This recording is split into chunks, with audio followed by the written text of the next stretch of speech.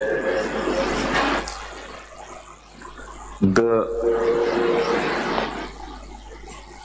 interpretation of the provisions of the Election Act proposed by the ECP would amount to a violation of Article 17(2)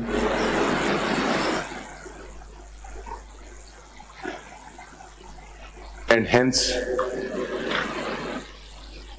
is incorrect.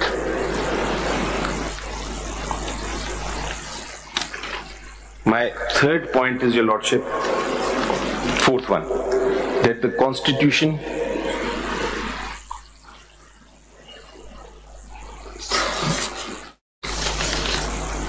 states that the Election Commission is not a court of law.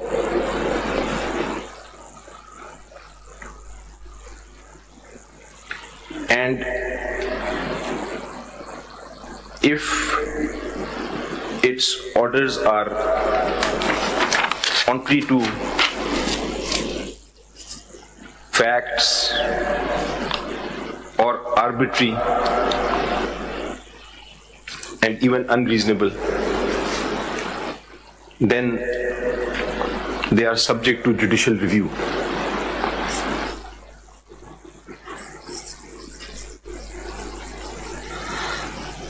The fifth point is, Your Lordship, that my argument will be based on is that ECP has acted in a discriminatory manner.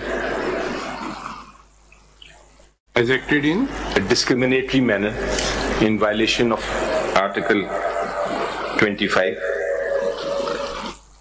and its mala fide is apparent on the face. Mala fide in law and facts is apparent.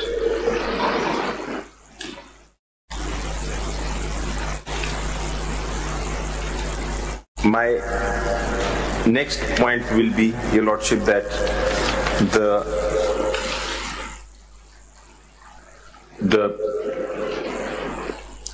since the fundamental question involves the civil rights of a political party as well as the individuals, it can only be decided by following the provisions of Article 10A through a fair trial.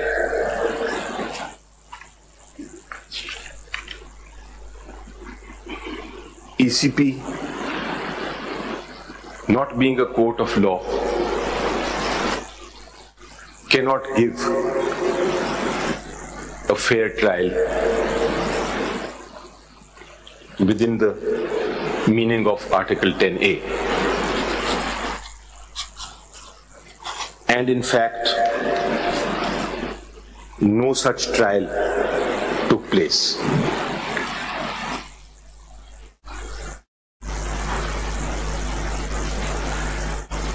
And last thing I'll be arguing is, Lordship, that none of the members of the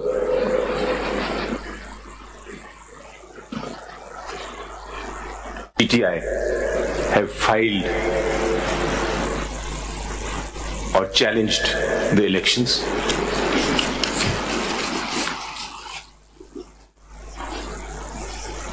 They can only dispute this matter before a civil court because PTI is a political party which is a private association of citizens.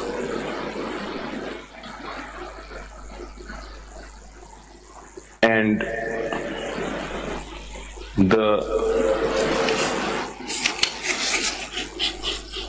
ECP has no suo motu jurisdiction to become a complainant and adjudicator in one.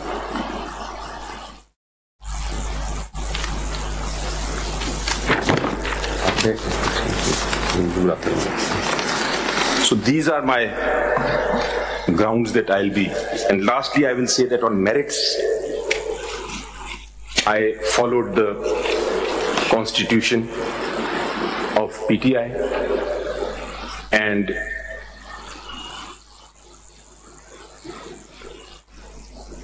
held the intra-party elections.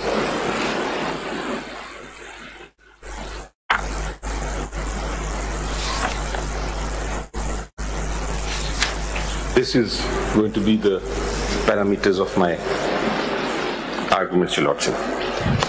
Now, Your Lordship, we'll see. Your Lordship will see that the election, the brief facts that I'll be discussing only to start with are as follows. ECP, in fact, I'll start by saying that PTI held its elections on 8th of June 2022. Your Lordship may call them the first election. And ECP vide its order dated 23rd of October 23. Directed that elections be held within 90 days. They said these elections are void and you should hold new elections in 20 days.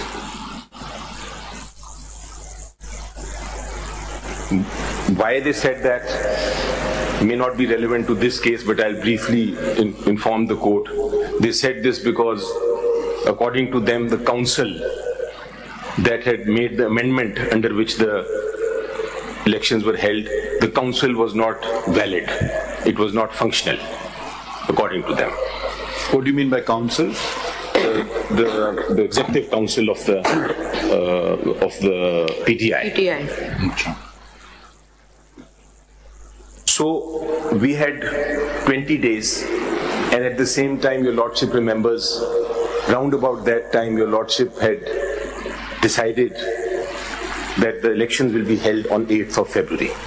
When was that? Through a judgment that Your Lordship. What was the date? I'll just find out the date.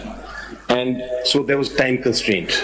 We had 20 days and we were very scared, I may add, that if we don't hold the elections, then Election Commission of Pakistan may take action against the party and keep it out of the politics and the elections.